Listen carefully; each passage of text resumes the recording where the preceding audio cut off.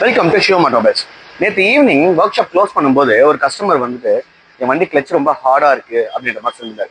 சரி ஓகே அப்படின்னு சொல்லி க்ளோஸ் பண்ற டைம்ல அந்த ஒரு ரோட் டெஸ்ட் செக் பண்ணோம். அப்போ வந்து கிளச் ரொம்பவே ஹார்டா இருந்தது, வண்டி மூவ்மெண்ட்டே இல்லை.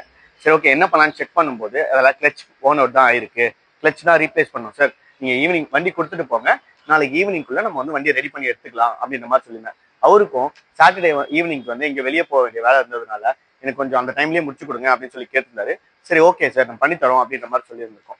ஸோ என்ன ஆயிடுச்சுன்னா அந்த வண்டியை ஃபுல்லா கழட்டி செக் பண்ணும்போது வந்து பாத்தீங்கன்னா அதோட கிளச் பிளேட் வந்து கவரை சொல்லி ஃபுல்லாவே ஓன் அவுட் ஆயிடுது. கிளச் பிளேட், இந்த கிளச் பிளேட் வந்து பாத்தீங்கன்னா ஃபுல்லாவே ஓன் அவுட் ஆயிடுச்சு. இது ஃபுல்லாவே ஓன் அவுட் ஆயிடுச்சு. அண்ட் தென் இந்த ப்ரெஷர் பிளேட் வந்து பாத்தீங்கன்னா ரொம்ப ப்ரெஷரைஸா இருக்கிறதுனால நம்ம ஒரு வாட்டி கிளச் அழுத்தும் போதும் கிளச் ரொம்ப ஹார்டா இருக்கும்.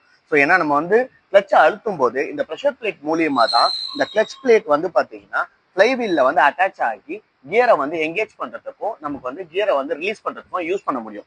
ஸோ இதுக்கு என்ன பண்ணிருக்கோம் அப்படின்னா நம்ம ஒரிஜினல் ஓஇ ஸ்பேர்ஸ் ஆர்டர் பண்ணி வர வச்சிருக்கோம். வித்தின் அ டேல வந்து நம்ம வந்து அதுக்கான பார்ட்ஸை வந்து வர வச்சு அவருக்கு நம்ம இப்போ ரீப்ளேஸ் பண்ணி தர போறோம். ஒன்ஸ் இந்த கிளச் பிளேட் அண்ட் கவரஸ் வந்து ரிலீஸ் பியரிங் மாத்தினதுக்கு அப்புறமா அதோட கிளச் கேபிள் வந்து ரொம்ப ஹார்டா இருக்கு, அதையுமே நம்ம ரீப்ளேஸ் பண்ணிட்டோம் அப்படின்னா இவருக்கு இந்த கிளச் ப்ராப்ளம் சால்வ் ஆயிடும். ஸோ இந்த மாதிரி உங்க வண்டிக்கு அர்ஜென்ட்டா சர்வீஸ் பண்ணணும் இல்ல பிரேக் டவுன் சர்வீசஸ் ஏதாவது இருக்கு அப்படின்னா நம்ம ஷிவம் ஆட்டோமொபைல்ஸை கான்டாக்ட் பண்ணுங்க.